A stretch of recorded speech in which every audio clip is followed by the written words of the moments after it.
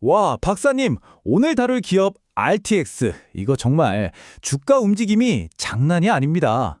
투자자들 사이에서도 지금 더 간다, 아니다, 이제 끝물이다. 의견이 정말 팽팽하거든요.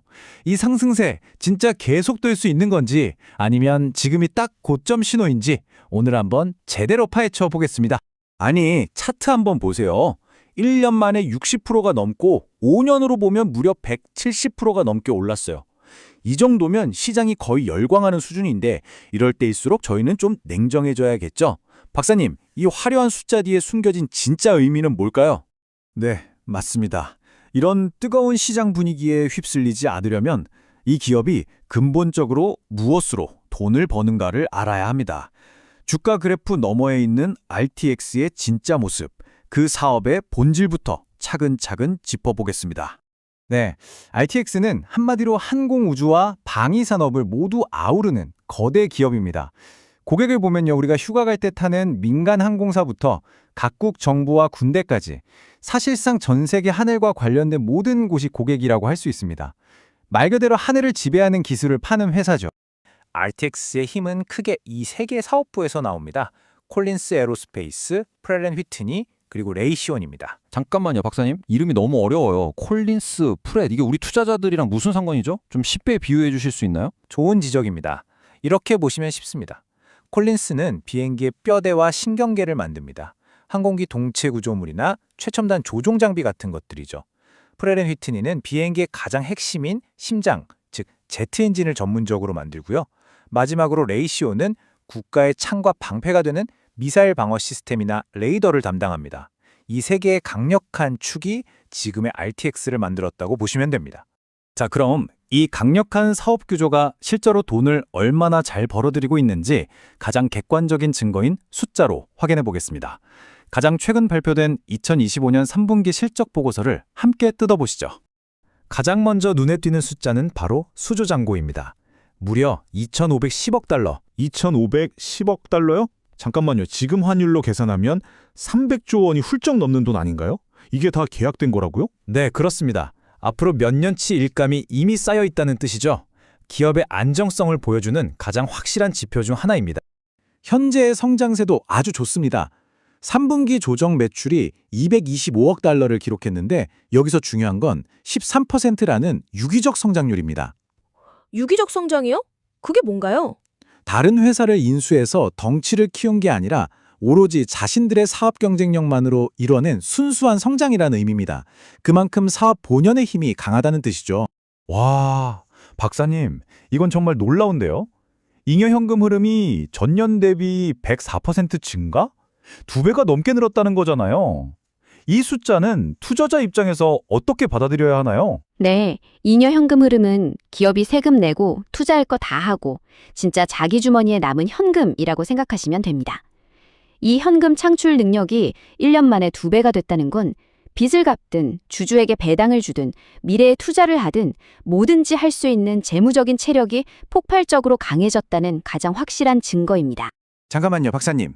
여기서 제가 시청자분들을 대신해서 악마의 변호인 역할을 좀 해야겠습니다. 들어보니까 수주잔고는 꽉 찼죠?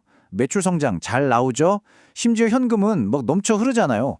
그런데 왜 시장에서는 RTX에 대한 걱정의 목소리가 계속 나오는 거죠? 이 정도 실적이면 주가가 지금보다 훨씬 더 높아야 정상 아닌가요? 뭐가 문제인 겁니까? 바로 그 지점이 이 투자의 핵심입니다. 진행자님 질문처럼 완벽해 보이는 실적 이면에 투자자들이 망설이는 이유가 분명히 있습니다. 자료를 보시면 크게 두 가지입니다. 첫째, 부채의 수준이 높습니다. 물론 이 정도 거대 기업에게 빚은 성장을 위한 도구이지만 요즘처럼 금리가 오를 땐 이자 부담이 커질 수밖에 없거든요. 둘째는 배당의 안정성 문제입니다. 투자자들은 꾸준한 배당을 원하는데 과거 RTX의 배당 지급 기록을 보면 다소 변동성이 있었어요. 이 점이 일부 안정성을 중시하는 투자자들에게는 불안 요소로 작용하는 겁니다. 네, 그럼 이제 리스크 요인까지 확인했으니 시야를 좀 더 넓혀보겠습니다. 단기 실적을 넘어서 이 회사가 과연 10년, 20년 뒤에도 경쟁자들을 물리치고 살아남을 수 있는 근원적인 힘, 워런 버핏이 말하는 경제적 해자를 갖추고 있는지 분석해보겠습니다. RTX의 가장 강력한 해자는 바로 이 양날개 포트폴리오입니다. 한쪽 날개는 경기를 타는 상업용 항공기 사업, 다른 한쪽 날개는 안정적인 정부 예산을 기반으로 하는 방위 사업이죠. 이게 왜 강력하냐면 두 사업의 사이클이 기가 막히게 서로를 보완해 줍니다. 아, 그러니까 예를 들어서 경기가 안 좋아서 사람들이 여행을 안 가면 상업항공 쪽은 힘들겠지만 대신 다른 쪽에서 그걸 메워준다는 건가요? 정확합니다. 경기가 나빠져 여행 수요가 줄면 상업 부문은 타격을 받겠지만 반대로 그 시기에 지정학적 긴장이 고조되면 정부의 국방 예산이 늘어나 방산 부문이 그 손실을 완벽하게 방어해주는 구조입니다. 경계 변동에 대한 방어력이 아주 뛰어난 사업 모델인 셈이죠. 그리고 최근에는 특히 이 방산이라는 날개가 아주 강력한 순풍을 맞고 있습니다. 다들 아시다시피 지금 전 세계 곳곳에서 긴장감이 높아지고 있잖아요. 이런 상황은 역설적으로 각국의 국방비 지출 증가로 이어지고 이것이 RTX의 방산 부문 실적에 직접적인 수혜로 작용하고 있는 겁니다. 자, 드디어 마지막 순서입니다. 지금까지 사업 구조, 재무 상태, 리스크, 그리고 해자까지 다 분석해 봤는데요. 그래서 결론이 뭔데? 사라는 거야, 말라는 거야. 이게 제일 중요하잖아요.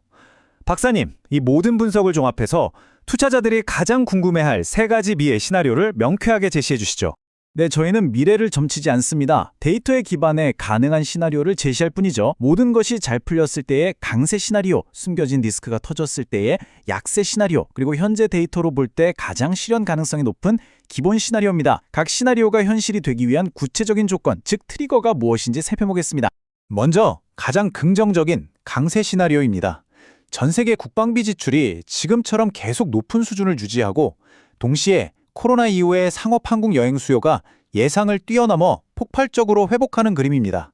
여기에 회사가 내부적으로 신기술 개발과 비용 절감에 성공해서 수익성까지 개선된다면 RTX는 지속적인 두 자릿수 이익 성장을 기록하면서 시장의 기대를 훌쩍 뛰어넘는 주가 상승을 보여줄 수 있습니다. 반대로 최악의 상황, 약세 시나리오도 반드시 염두에 두어야 합니다. 아까 지적했던 리스크들이 현실이 되는 경우입니다.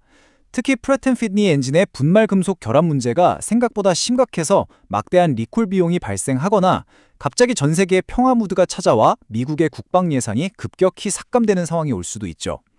여기에 고금리가 계속된다면 높은 부채는 결국 발목을 잡을 것이고 이는 실적 악화와 상당한 주가 조정으로 이어질 수밖에 없습니다. 마지막으로 현재 데이터를 기반으로 판단했을 때 가장 가능성이 높은 기본 시나리오입니다. 국방비 지출은 여전히 견고하지만 지금 같은 폭발적인 성장세는 다소 완만해지고 상업 항공 부문은 꾸준히 회복세를 보이는 가장 합리적인 상황입니다. 회사는 부채나 엔진 결함 같은 내부 문제들을 큰 잡음 없이 관리해 나가고요. 이 경우 RTX는 시장 분석가들이 예측하는 연간 약 10.8% 수준의 안정적인 이익 성장을 달성하면서 지금처럼 거인의 행보를 꾸준히 이어나갈 것으로 보입니다. 결국 투자자들은 휴가 갈 때 타는 비행기의 엔진과 그 하늘을 지키는 미사일을 모두 만드는 이 거인에게 베팅하는 셈이네요.